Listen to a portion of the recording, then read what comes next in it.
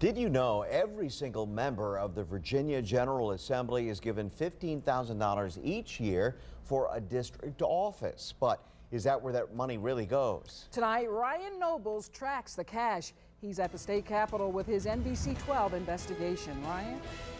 The truth is, no one really knows if the members of the General Assembly are spending that money the way it's intended. That's because the state does not require them to account for their expenses. Ayes 90, no 6. The amendment is agreed to.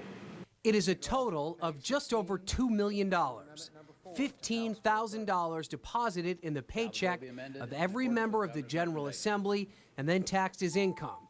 Once it leaves the state's piggy bank, no one asks where it goes, and critics say that is the problem. It can't be right. It's not fair. Very few delegates and senators rent physical office space designed expressly for their work as a legislator. Most list P.O. boxes on the state website. But according to Richmond Delegate Jennifer McClellan, that doesn't mean costs don't pile up.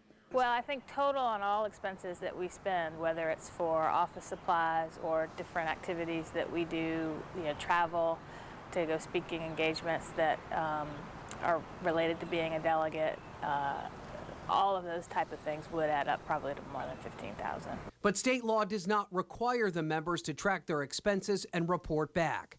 That means the public really has no idea where the money goes. To be able to tell the people you represent and the Commonwealth, this is what the money was given for and this is where it went. Arlington Delegate Bob Brink doubts his fellow members are using the money inappropriately, but his multiple attempts to reform the system have been quickly rebuffed. It's simply resistance to change more than anything else.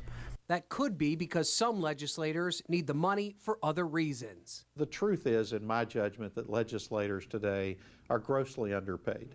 Lieutenant Governor Bill Bolling, a former state senator himself, admits the cash is a way to help legislators supplement their income. Members of the House of Delegates are paid just over $17,000 a year. Their counterparts in the Senate receive $18,000. According to Bolling, the subject of public servant compensation is a touchy subject. Is that the best way of dealing with it? Probably not. But under the political circumstances, it's the way over time that the legislature has chosen to do it. Paul Goldman, a top aide during Doug Wilder's administration, once sued the state over the district office allowance. He believes the system leaves the legislature open to criticism, no matter how much it is. So it's not a question of the absolute amount of money. It's the fact that we know they're not using this for office expenses.